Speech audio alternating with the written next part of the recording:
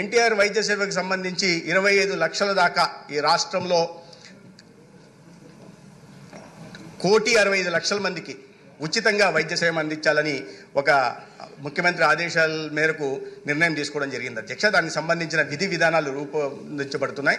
2.5 లక్షల కోట్ల వరకు ఇన్సూరెన్స్కి పోవాలని, అంటే 2.5 లక్షల రూపాయల వరకు, ఇది హైబ్రిడ్ మోడ్లో ఉంటుంది అధ్యక్ష. 2.5 లక్షల రూపాయల వరకు ఇన్సూరెన్స్కి, తర్వాత ప్రధానమంత్రి జన ఆరోగ్య యోజన కింద 61.5 లక్షల కుటుంబాలకు కూడా 5 లక్షల రూపాయల దాకా వైద్య సాయం అందుతుంది. దాన్ని అది కాకుండా మొత్తంగా పేదలకి, బీపీఎల్లో ఉంటున్న 1,43,00,000 మంది పేదలకి ఎన్టీఆర్ వైద్య సేవ ఉచిత వైద్యం లభించేది అధ్యక్ష.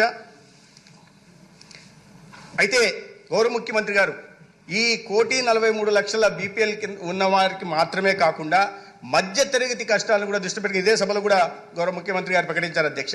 దానికి సంబంధించిన మధ్య తరగతి వారికి కూడా లబ్ధి చేకూరాలని చెప్పడం, తద్వారా 22 లక్షల కుటుంబాలకు కూడా, మధ్యతరగతి పేదలకు కూడా ఎన్టీఆర్ వైద్య సేవ ద్వారా 25 లక్షల దాకా అతి ఖరీదైన వైద్యం, నాణ్యమైన వైద్యం ప్రభుత్వమే అందించేలాగా కూడా నిర్ణయం తీసుకున్నారు అధ్యక్ష. దానికి నేను గౌరవ ముఖ్యమంత్రి గారిని ప్రత్యేకంగా ధన్యవాదాలు తెలియజేసుకుంటున్నాను అధ్యక్ష. రాష్ట్ర ప్రజల తరపున, రాష్ట్ర పేదల తరపున, రాష్ట్రంలో ఉంటున్న మధ్యతరగతి ప్రజల తరపున కూడా వారికి నేను ధన్యవాదాలు తెలియజేసుకుంటున్నాను అధ్యక్ష.